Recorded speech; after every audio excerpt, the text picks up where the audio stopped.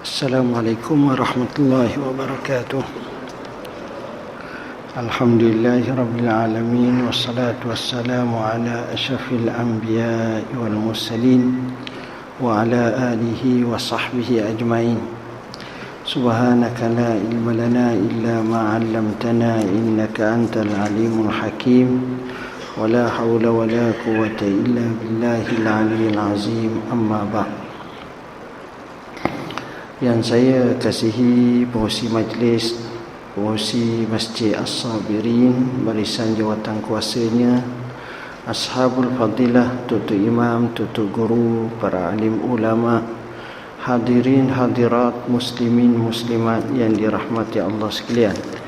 Alhamdulillah, pada hari ini kita dapat berhimpun dalam satu majlis. Mudah-mudahan ia memberi manfaat kepada kita semua. Tuan-tuan dan puan-puan yang dirahmati Allah, tazkirah ringkas kita pagi ini adalah bertajuk menuntut ilmu. Menuntut ilmu ini, tuan-tuan, adalah satu perkara yang penting dalam kehidupan kita. Cuma cara menuntut ilmu ni dia tak boleh bincang fiqh, bincang tauhid, bincang tasawuf, bincang gabung semua sekali itu jadi pening orang. Dalam satu majlis kalau kita belajar ilmu, maka pembelajaran ilmu kita itu dia ada caranya. Kita nak bincang apa, kita bincang satu je. Saya tengok soalan ni banyak sangat. Jadi tah sini, mula-mula tah ke planet Mareh, kemudian kita pergi ke Burkina Faso, kemudian masuk pula kod lain. Jadi cara macam itu lebih pada payahlah kalau kita belajar bincang macam tu. Yang paling penting bila kita bincang ilmu, kita tumpu satu-satu. Macam tradisi zaman dulu, kitab ke kitab, satu. Maka cara macam itu adalah yang paling baik kalau kita nak hadam satu ilmu itu. Jangan kita tahu hak ni sikit, dia ambil betul-betul satu-satu. Jadi budaya seperti itu adalah budaya yang paling baik, insya-Allah. Begitu juga dalam menuntut ilmu ini, tuan-tuan.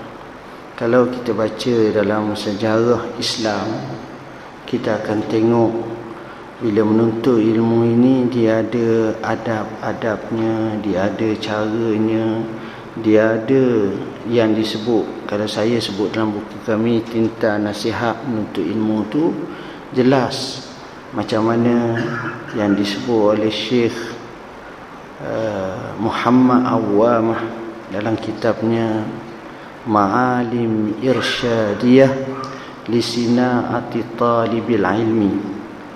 Maka dibahaskan satu persatu macam mana maksud menuntut ilmu tersebut, dan juga apa yang dikatakan caranya. Hatta pegang kitab pun dia sebut. Dia cerita pengalaman dia kalau dia pegang kitab macam mana. Hatta duduk masa belajar pun dia sebut. Hatta banyak sangat, tuan-tuan. Jadi sebenarnya bagus kalau kita boleh tengok cara macam itu untuk kita hadam dengan lebih baik, supaya keadaannya menjadi, orang panggil, terarah dengan arahan ataupun terkhusus. Akhirnya kita akan dapat mengutip mutiara ilmu daripada tok-tok guru dengan sebaik mungkin, insya-Allah. Tuan-tuan dan puan-puan yang dirahmati Allah, soalan yang di hadapan saya ini teramat banyak. Jadi saya sebenarnya hari ini ada 5 lagi tugas. Jadi saya nak fahamlah kalau saya, walau macam mana pun saya tak dapat nak panjang sangat. Dan yang kedua, saya pun baru keluar daripada hospital, tak berapa sihat sangat. Tengok soalan ni, darah tinggi naik lagi, jadi susah saya. InsyaAllah saya minta maaf.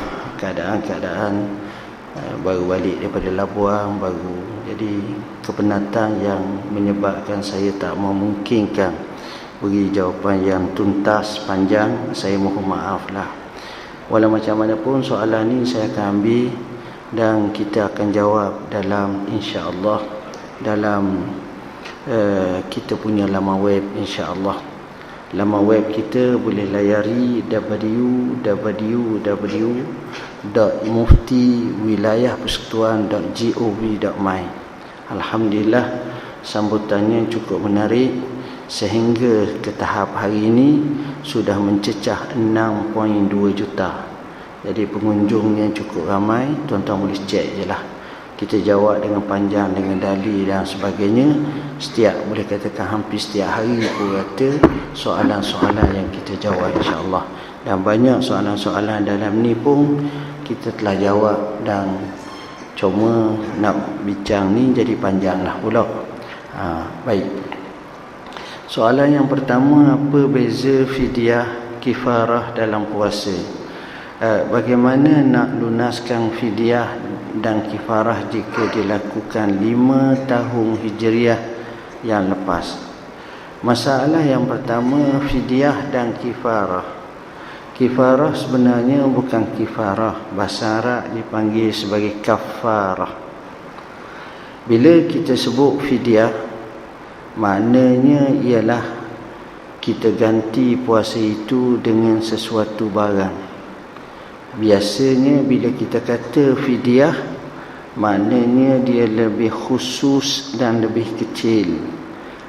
Contohnya, seorang itu dia tidak dapat berpuasa kerana sakit uzur, dan sakit itu tidak memungkinkan dia berpuasa kerana faktor usia dan sakit yang disebut dalam kitab sebagai la yurja bur'uhu, yang tidak memungkinkan untuk sembuhnya. Maka pada masa itu dia boleh bayar fidyah setiap hari yang dia tinggalkan 1 cupok. Ini mengikut apa yang dinaskan dalam Al-Quran, dalam hadis Nabi SAW. Jadi kita faham maksud fidyah macam itu. Keduanya, maksud kafarah. Kafarah ini maknanya seolah-olah penghapusan, menghapuskan kesilapan atau dosa atau kesalahan.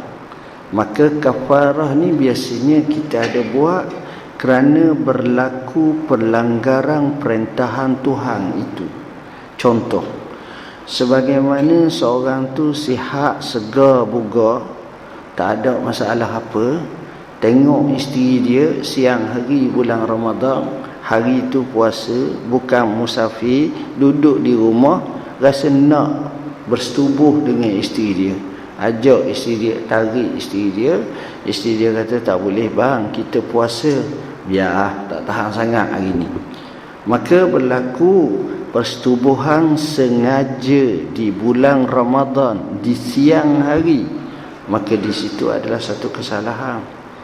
Maka kesalahan itu hendaklah dikifarahkan.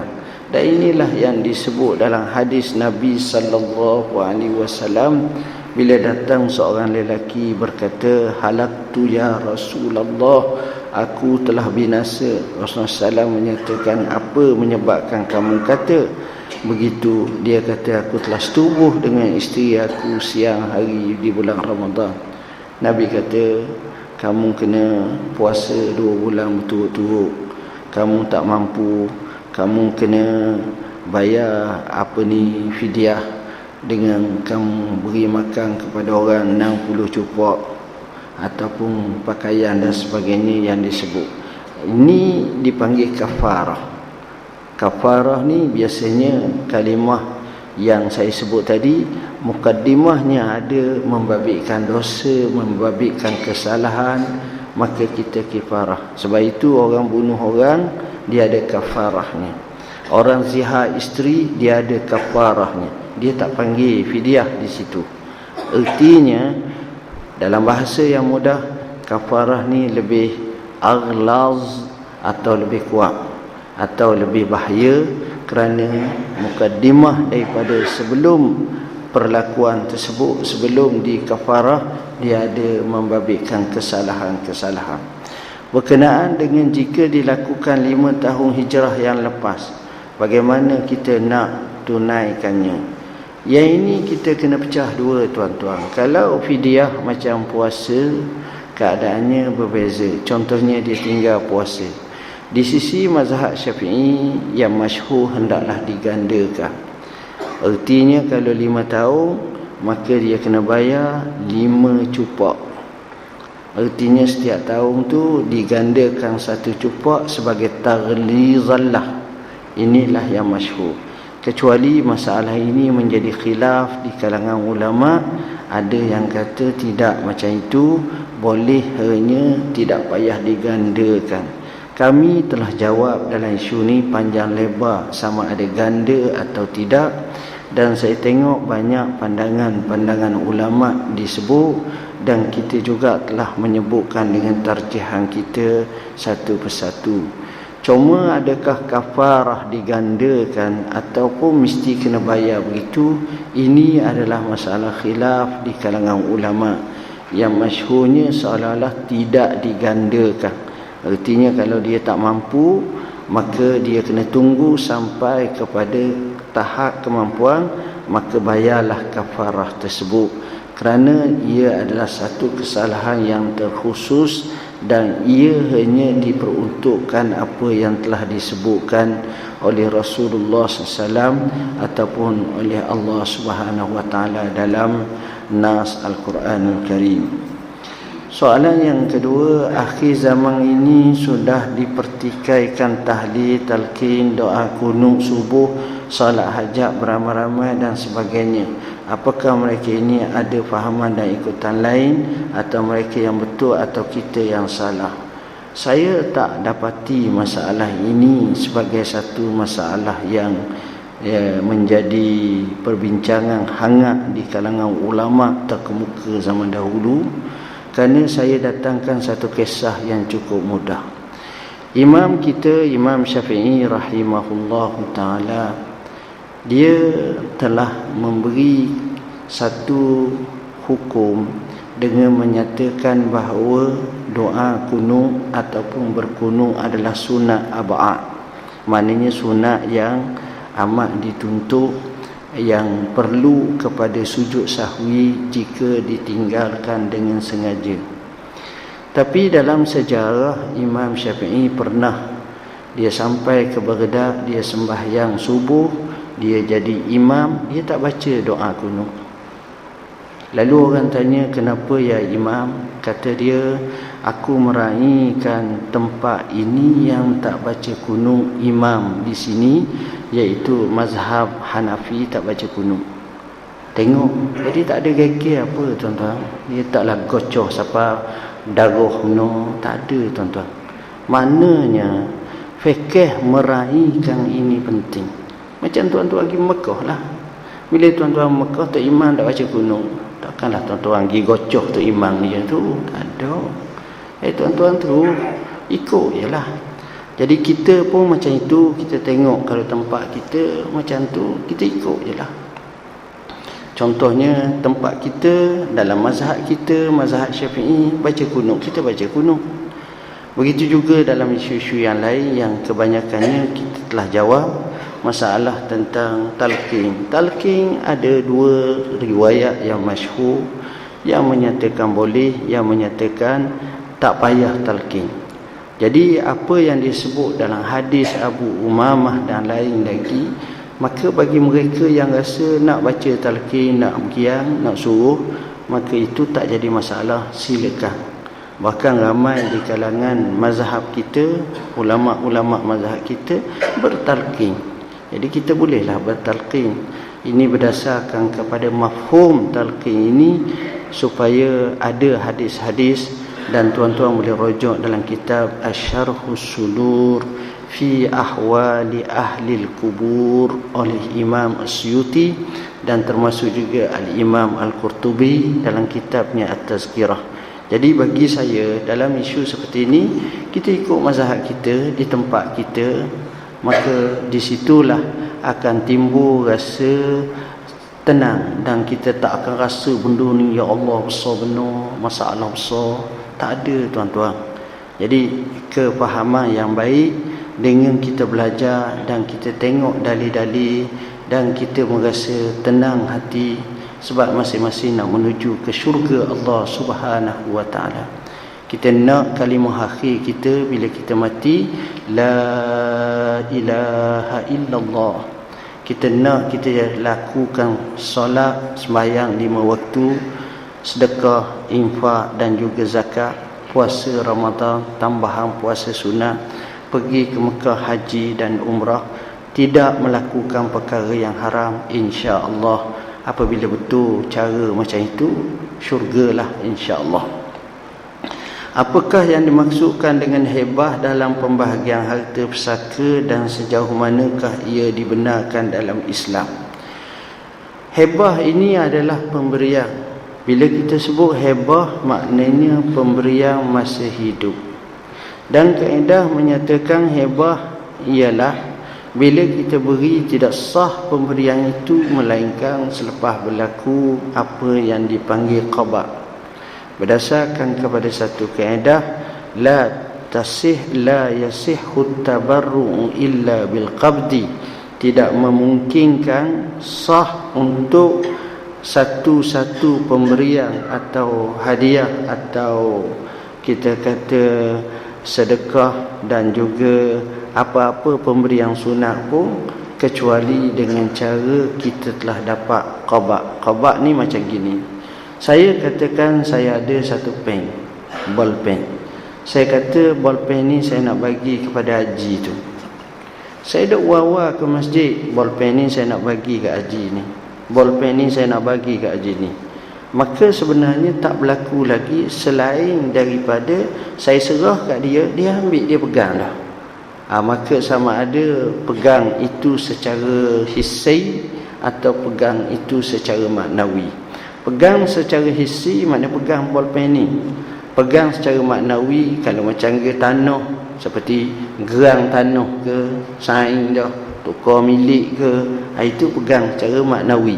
Maknanya benarlah apa yang tu, bukan mesti kita ambil tanah letak dalam lori, 15 lori sebagainya, tak ada. Jadi keadaan-keadaan itu dipahami. Jadi masalah hibah ini tidak menjadi masalah jika sekiranya diberi masa hidup. Tapi apabila sudah mati, orang tak panggil hibah lagi. Kerana macam mana dia nak bagi, sedangkan dia pada masa itu telah kehilangan hak pemilikan. Orang mati dia tidak ada milik lagi. Diri dia sendiri pun dia tak milik. Orang mati ni, orang tak panggil dah dia. Orang dia nama apa? Nama Mamat. Orang tak panggil dah Mamat. Sejak mati orang panggil almarhum bila nak tanam. Arwah bila. Tak ada dah nama dia. Mayat bila nak simpan. Ataupun jenazah bila nak pergi masjid. Orang tak panggil dah.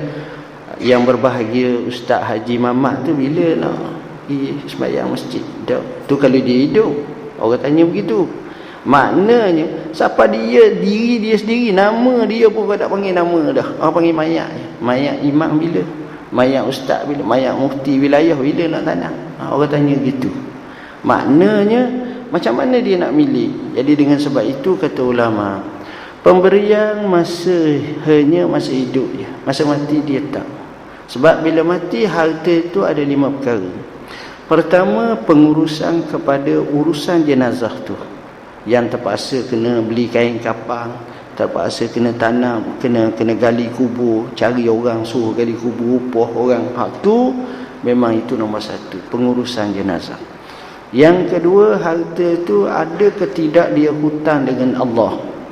Kerana Nabi SAW bersabda, fadainullah ahaqqu an yuqdah, bahawa hutang Allah adalah lebih aula untuk dia bayar dulu, bukan hutang manusia. Hutang Allah dia kena bayar dahulu. Kemudian hutang yang ketiga, hutang manusia. Dia ada tak berhutang dengan siapa dia? Kalau ada, kena selesai dulu. Dan yang keempat, dia ada ke tidak wasiat. Dan wasiat ini terlulus hanya 1/3 sahaja daripada harta dia. Dia tak boleh lebih. Dia kata, saya berwasiat kalau saya mati nak sedekah harta saya ke Masjid As-Sabiri. Harta dia ada 3,000. Dia wasiat macam tu, yang lulus hanya 1/3 1,000 je. Yang 2,000 tu bukan untuk tu, tapi untuk dipusakai. Kemudian akhir sekali barulah dibahagi pusaka. Jadi pertama adalah pengurusan jenazah. Harta tu kena ambil dulu. Dan yang kedua adalah hutang Allah. Dia pergi Mekah tak buat haji, harta dia kena selalu keluar dulu, upah haji ataupun apa-apa, zakat. Ketiga, hutang manusia. Keempat, wasiat. Yang kelima barulah harta pusaka. Jadi itu antara yang disebut oleh para ulama. Jadi hebah ni boleh, tapi tengok keadaan. Cuma ada satu istilah yang kita akan cuba selesaikan untuk digazetkan, iaitu berkenaan dengan dipanggil wasiyah wajibah. Wasiyah wajibah ni seakan-akan seperti hebah, dan fatwa daripada Al-Azhar sejak dulu lagi telah mengiyakan. Apa maksud wasiyah wajibah? Wasiyah wajibah ni maknanya ialah ia seperti pemberian kepada waris yang tidak berhak tetapi sepatutnya berhak. Contoh yang paling mudah, seorang tu mati, dia tinggal 2 anak lelaki dan seorang anak perempuan. Tapi malangnya anak lelaki seorang ni mati lebih dulu daripada dia. Sedangkan anak lelaki ni ada cucu-cucunya. Maksudnya ada anak, jadi dia ni ada cucu. Kalau ikut pusaka, maka ketika itu bila mati seorang tu tinggal anak lelaki dan anak perempuan, maka anak lelaki, anak perempuan kalau tak ada yang lain, walaupun ada cucu, dia telah menghabisi harta tersebut dalam bentuk asabah. Bagi lelaki mendapat 2, bagi perempuan mendapat 1, cucu tak ada apa dah. Jadi di situ. Sedangkan kalau cucu tu, abah pada cucu tu ada, maknanya abah tu berhak dapat. Maka ini dipanggil sebagai wasiyah wajibah, diputuskan dalam majlis fatwa kebangsaan. Cuma sebahagian negeri ada yang menggezetkannya, ada yang tak menggezetkannya. Ini pandangan. Seterusnya, apakah perbezaan hukum fardu dan wajib? Masalah fardu dan wajib ini ada 2 keadaan. Pertama, maksud fardu dan wajib adalah sama. Inilah pandangan mazhab Syafi'i, dan mereka hanya membezakan fardu dan wajib atau rukun dan wajib ketika masalah ibadat haji sahaja. Bila sebut wajib haji, beza dengan rukun haji atau fardu haji. Tetapi dalam mazhab, dalam masalah yang lain, mereka menyatakan fardu dan wajib adalah sama. Cuma kalimah fardu ini dia lebih bersifat khusus, atau kita kata kita akan faham bila sebut fardu ni dia lain sikit. Maknanya solat fardu, solat wajib. Betul, solat tu wajib, tapi bila sebut solat fardu, kita faham maknanya solat zuhur, asar. Tapi kalau kita kata solat zuhur itu wajib, itu betul. Tapi kalau sebut solat wajib itu, maknanya kalimah tu mungkin ada perlu penjelasan apa maksud sebenar yang dikehendaki. Dalam mazhab Hanafi, maka terbezanya antara fardu dengan wajib. Al-Kasani dan sebagainya bila sebut tentang fardu dan wajib, baginya fardu adalah perkara yang qat'i dengan dalilnya. Adapun wajib perkara yang sabit dengan zanni. Sebagaimana disebut dalam kaedah ma sabata bidalilin qat'iyyin, maka itu namanya fardu. apa yang sabit dengan dalil qat'i. Apa makna qat'i? Dalil ni kadang-kadang dalalahnya ada bersifat qat'iyatud dalalah was subut, ada yang bersifat zanniyatud dalalah, dari segi zan dia punya pendalilannya. Jadi di situ dia tengok. Contoh, dalam mazhab kita sembahyang witir adalah sunat muakkad. Dalam mazhab Hanafi sembahyang witir bagi mereka adalah wajib, kerana mereka mengambil nas hadis Nabi sallallahu alaihi wasallam menyebut al-witru wajibun ataupun haqqun ala kulli muslim. Melaksanakan solat witir adalah wajib ataupun hak semestinya ke atas setiap orang Islam. Jadi di situ katanya itu makna wajib dalam erti kata seolah-olah hampir dengan makna fardu tapi bukan macam fardu. Mazhab kita tidak, kerana yang dinaskan dalam hadis banyak.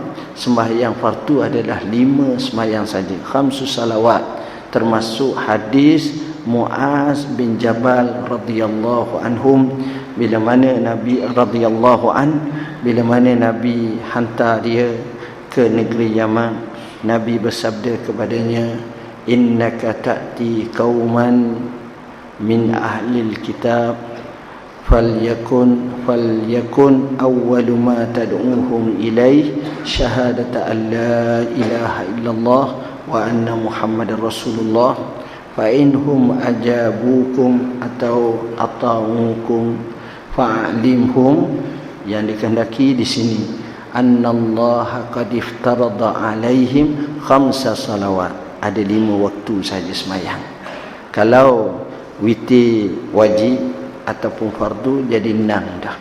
Jadi sebenarnya dalam mazhab kita dan jumhur ulama menyatakan bahawa solat yang wajib ataupun fardu adalah 5 sahaja. Berkenaan dengan ceritakan secara ringkas tentang sejarah perkembangan ilmu tauhid dalam Islam dan bagaimana huraiannya. Tuan-tuan, dalam masalah ni saya boleh jawab panjang, tapi saya syorkan bacalah buku Muhammad Rasulullah SAW Sirah Ar-Rahiqul Makhtum. Jadi dalam buku ni dicerita daripada awal lagi dalam Islam tu, macam mana sejarah Islam berkenaan dengan permulaan zaman era jahiliyah, kemudian datangnya era Islam. Asalnya orangnya beriman semua, kemudian bila datang tipu daya iblis syaitan, maka mereka jadi mengarut habis. Kalau baca sejarah yang panjang, orang Mekah dulu Islam. Orang Mekah dulu asalnya tak ada orang. Kemudian datangnya kabilah Bani Jurhum, tumpang duduk dekat dengan Siti Hajar dan juga Ismail. Mereka ikut, mereka Islam. Sampailah mereka begitu rajin menega negeri Yaman dan negeri Syam. Zaman dulu ada seorang yang berpengaruh, namanya Amru bin Luhai Al-Khuzai. Dalam perjalanan ke Yaman, dia tengok ada satu pekong besar.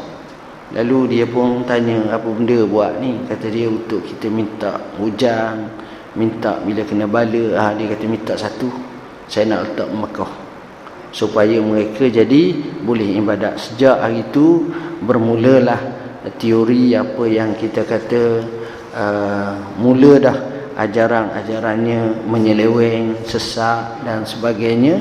Dan pada masa itulah ditambah dengan macam-macam khurafat, sebagaimana dipanggil wa antas taqsimu bil azlam.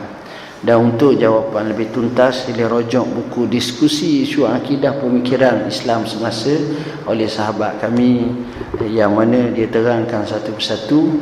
Dan kalau tuan-tuan nak lebih tuntas lagi juga, sebahagiannya dibahaskan oleh Dr. Yusuf Al-Qardawi dalam kitabnya Al-Halal wal Haram fil Islam. Jadi jawapan tu lagi mudah lah, tuan-tuan baca je balik ni. 3 buku ni saya mari 5 bulan lagi, kalau tamat okey. saya bagi hadiah RM1 seorang, insya-Allah. Beli, baca, ingat, lepas tu tanya baliklah kita, insya-Allah. Apakah hukum haiwan kurban yang dihadiahkan oleh kerajaan atau syarikat? Bolehkah ia disembelih pada hari Arafah? Masalah ni kita telah jawab berkenaan dengan isu Baitul Mal, beri kepada masjid atau surau binatang kurban untuk dikorbankan. Jadi boleh ke tidak? Dalam masalah ini kita nyatakan sebahagian pandangan ulama menyatakan boleh. Kenapa? Kerana di situ untuk menegakkan syiar. Contohlah, tempat sini kita tak akan timbul sangat soalan-soalan macam ni. Tapi ada tempat yang begitu naif, begitu miskin orang Islam tapi miskin. Maka untuk menegakkan syiar itu, maka boleh kerajaan melalui peruntukan Baitul Mal bagi lembu, bagi kebau, bagi kambing di sebuah kampung yang ulu, yang miskin, untuk ditegakkan syiar. Sampai tahap tu disebut, dan kita telah jawab dengan panjang lebar dalam isu macam ini. Cuma sembelih ditulis 9 Zulhijjah. 9 Zulhijjah tak panggil kurban lagi. Bahkan kita sembelih pada 10 Zulhijjah pukul 6 pagi. Lepas mayang subuh, melih luar tu senang boleh makan. Lepas mayang tu kita buat guri makan. Mana-mana sembelihan sebelum daripada khutbah, sebelum daripada semayang raya Idul Adha, maka sembelihan itu dianggap sembelihan biasa, tidak menepati piawaian maksud sebenar makna korban. Korban ni selepas daripada sembahyang raya, dan kalau boleh bukan sekadar lepas sembahyang raya, sebenarnya lepas khutbah. Sampai tahap tu. Nak ceritanya, itulah Islam ajar, waktu pun disebut satu persatu. Soalan seterusnya, saya baru mengambil wuduk dan masuk dalam dewan salat selepas azan subuh habis dikumandangkan. Apakah salat sunat yang paling aula untuk saya lakukan? Salat sunat wuduk, tahiyatul masjid, atau qabliyah, atau gabungkan ketiga-tiga sekaligus? Masalah indiraj gabung ni boleh, tak jadi masalah dalam sebahagian pandangan ulama. Bahkan dalam mazhab kita juga ada menyebut tentang isu ni. Apa makna indiraj? Indiraj ni satu solat, jinsus solat, tetapi mungkin niatnya berlainan.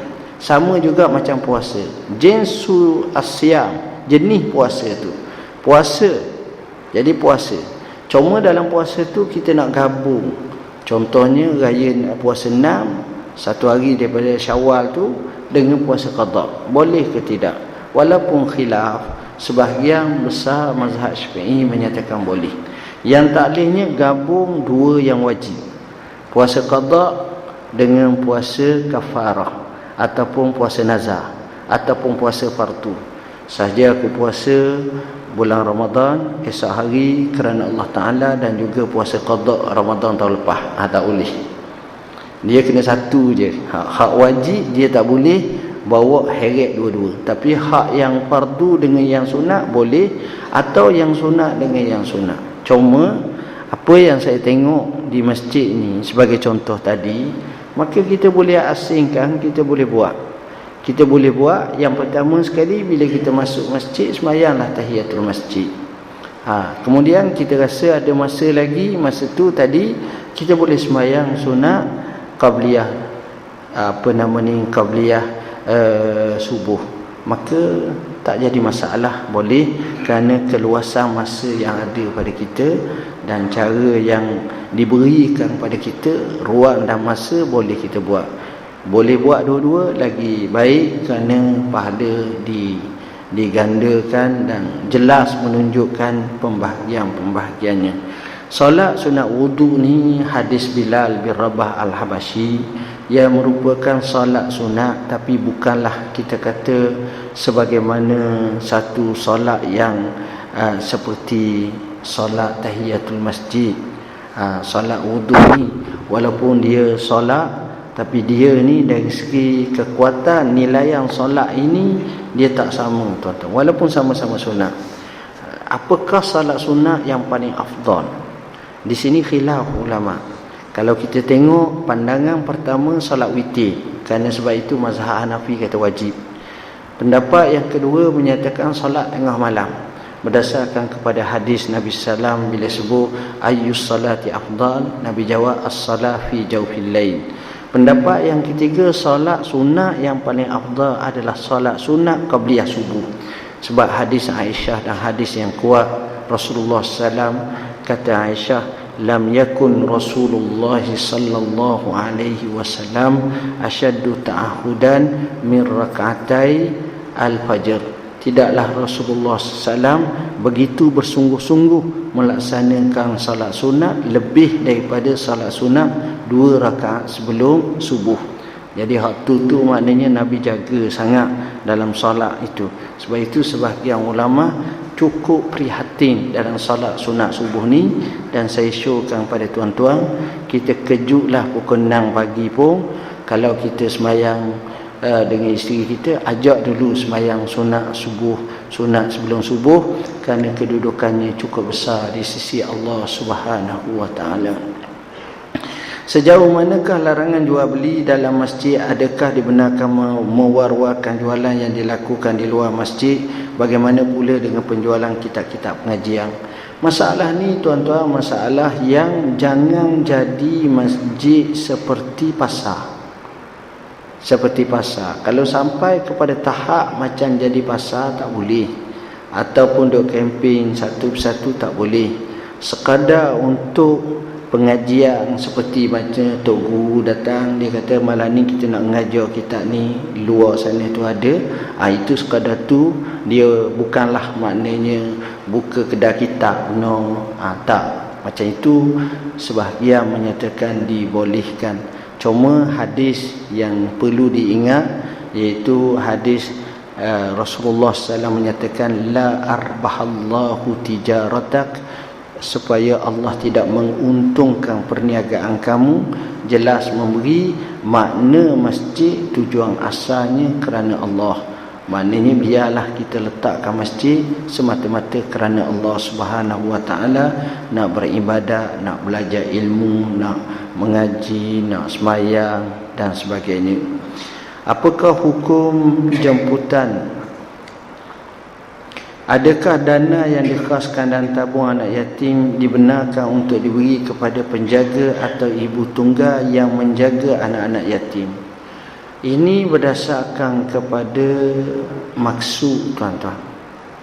Bila kita kata maksud anak yatim, bukan mesti anak yatim, tapi maksud anak yatim tapi penjaga anak yatim. Jadi penjaga anak yatim itu mestilah yang benar-benar amanah, benar-benar untuk anak yatim tersebut. Dan ini adalah amat penting.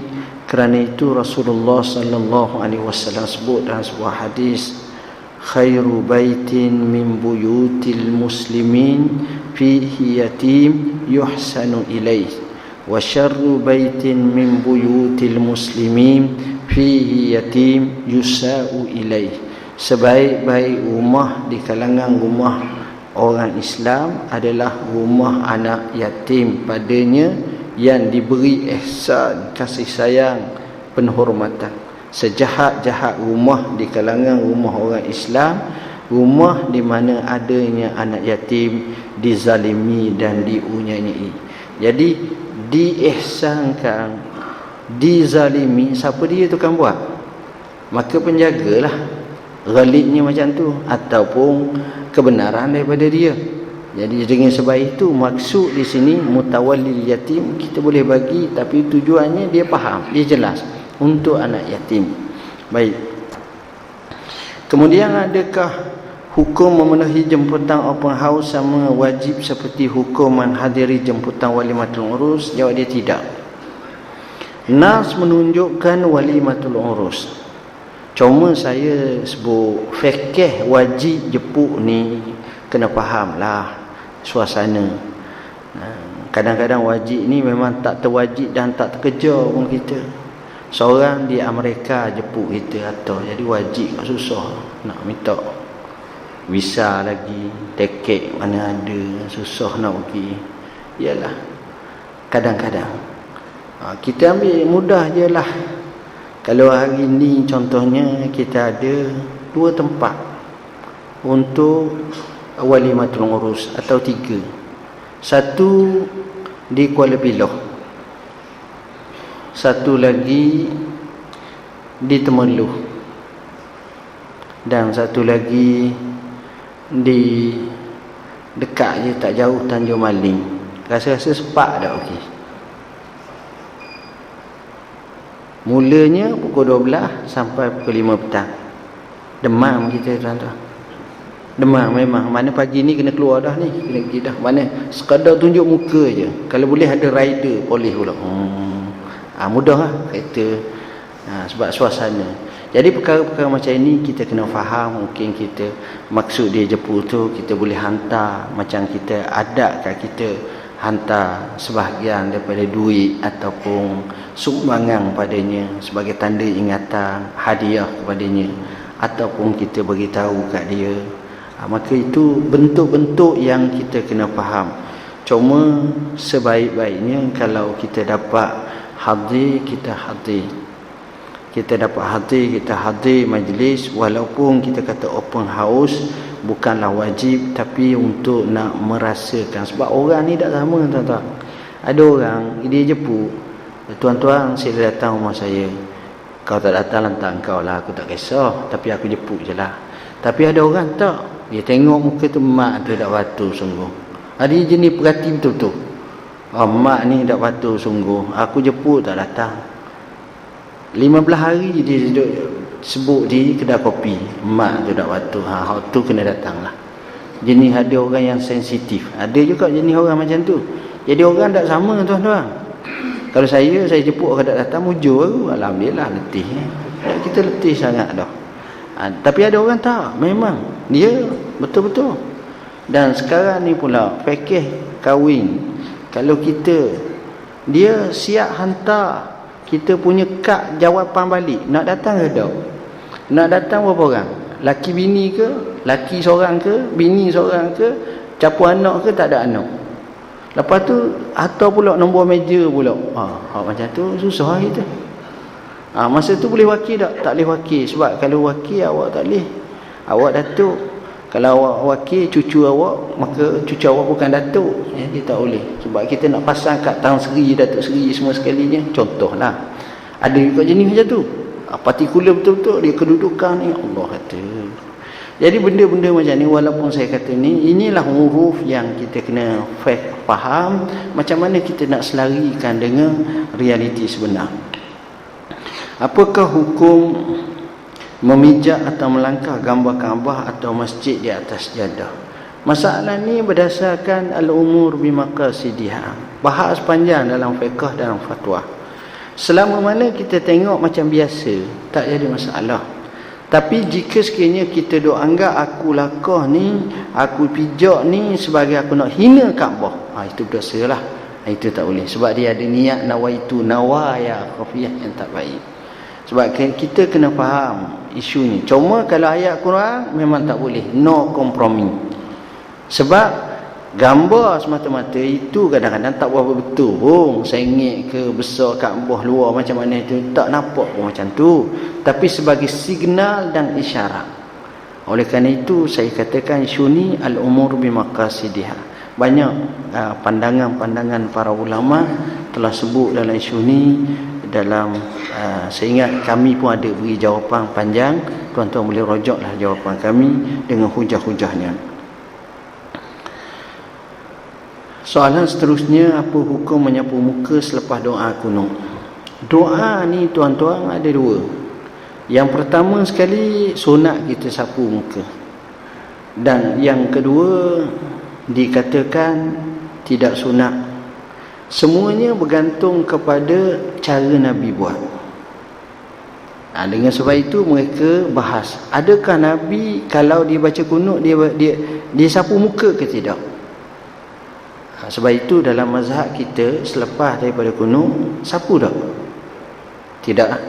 Tidak. Sama juga macam kita semayang, sudah semayang tu imam baca Allahumma antas salam wa minkas salam wa ilaika ya'udus salam fahayyina rabbana bisalam. Fahayyina rabbana bisalam ni satu doa. Ya Allah, hiduplah aku, hiduplah kami dengan salam. Ya Allah. Tapi kita angkat tangan baca sapu muka tak? Tak sapu muka. Sebab apa? Sebab ketika itu maknanya sekadar wirid, jadi wirid dah bacaan. Sama juga masa kita semayang. Kita semayang, hadis sahih riwayat Muslim dan lain lagi, bila kita semayang kita baca Fatihah.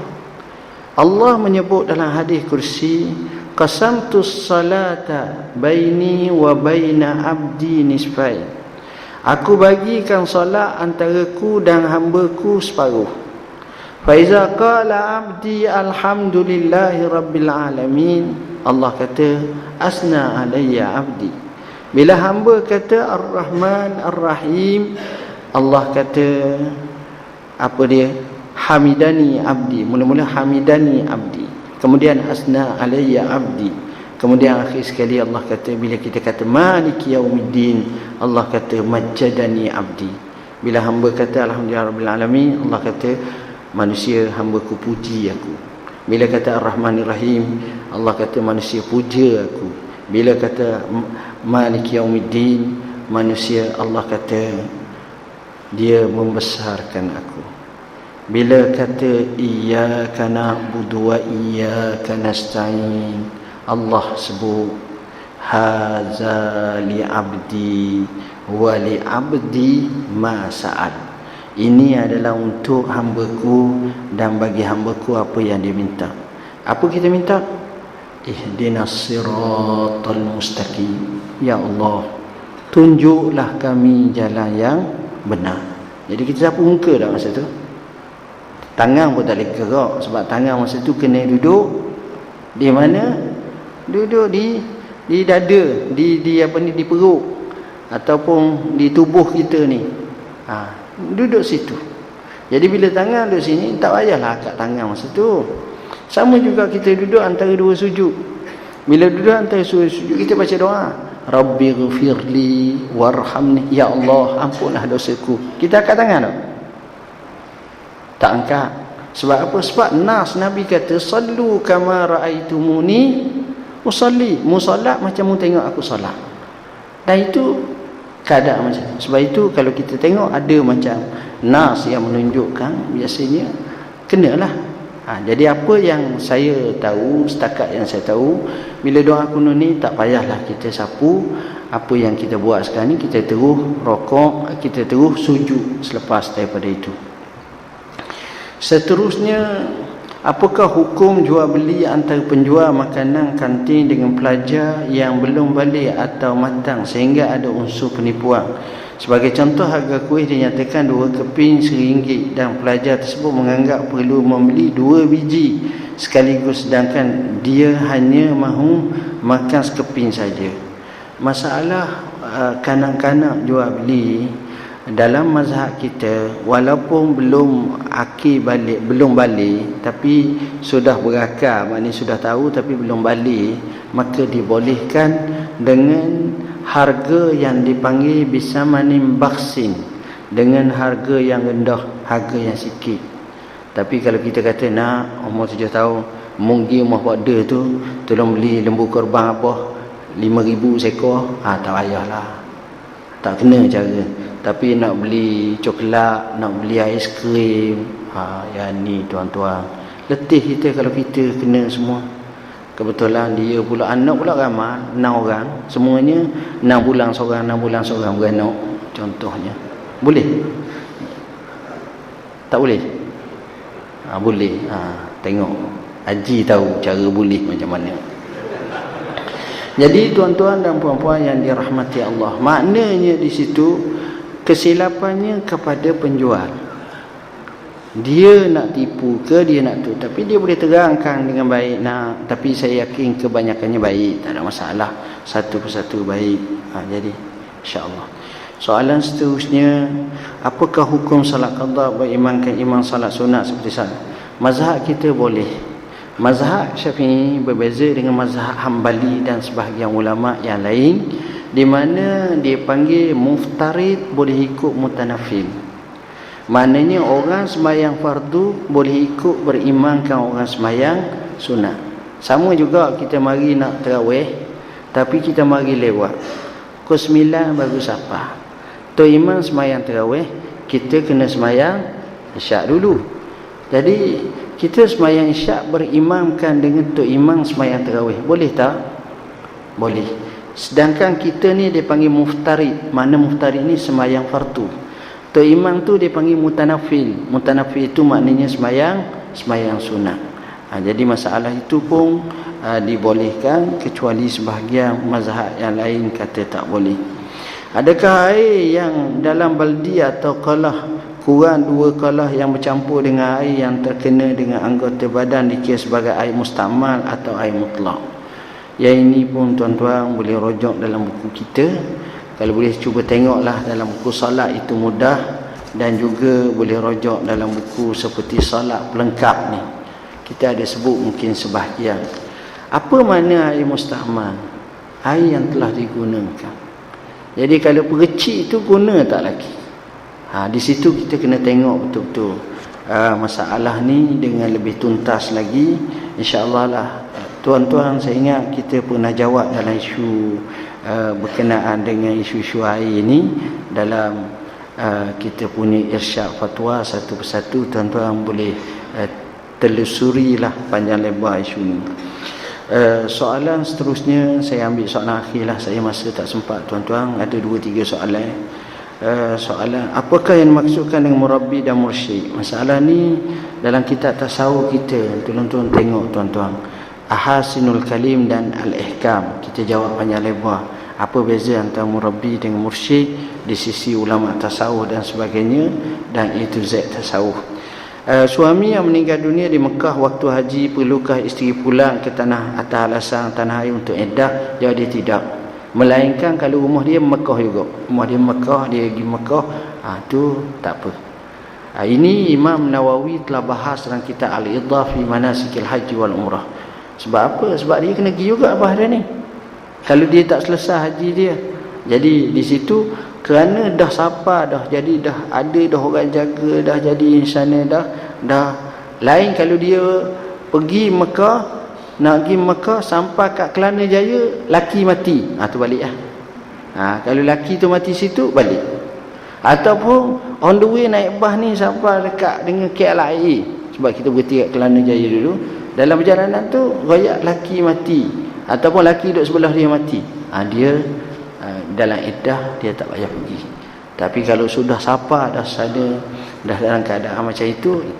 Tapi kalau dia duduk di Mekah, dia duduk di Awali, dia duduk di mana Ma'alla, dia duduk kat mana Jumaizah, dia duduk di mana di hujung, dia duduk di mana di Mina, dekat sangat Mekah tu dengan rumah dia tu. Macam ada ramai orang tinggal sana. Jadi laki mati, patah balik lah. Patah balik pun tak jauh, 1 kilometer je rumah dia. Tapi kalau macam kita ni dah sapa dah sana, itu lain. Apakah kaedah tahni untuk anak yang baru lahir menurut syarak? Kita pun bahas panjang lebar dalam buku kita Akikah dan ini, dan baru ni kita telah jawab masalah satu persatu dalam irsyad fatwa kita. Mengapakah huruf ta pada ayat yaumal taqal jama'an dibaca dengan alif lam qamariyah bukan alif lam syamsiyah? Di sini kerana ada 2. Pertama, rumah asal kalimah ayat ini ialah laqiyah. Laqiyah yalqa, dan dia bila dia tambah dengan tak, dia jadi iltaqa. Iltaqa yaltaqi multaqa. Jadi bila iltaqa, dia ni huruf dia. Bila huruf dia tak timbul masalah alif lam syamsiyah, alif lam qamariyah, maka kena baca tu. Tapi alif lam qamariyah dengan syamsiyah ni timbul bila berlaku isim. Isim ni maknanya perbuatan. Ini isim ni maknanya nama. Yang ini fa'il. Bila fa'il, dia kena baca macam tu. Kalau at-taqi tu walaupun ada alif lam depan, tapi dia ni isim. Orang yang bertakwa. atau al-muttaqi, al-attaqi, yang bertakwa ataupun takwa. Jadi bila ada masuk alif lam pada isim, maka di situlah digunakan alif lam syamsiah ataupun alif lam qamariyah. Bila at-taqi, kerana dia itu isim, maka kita pakai alif lam syamsiah.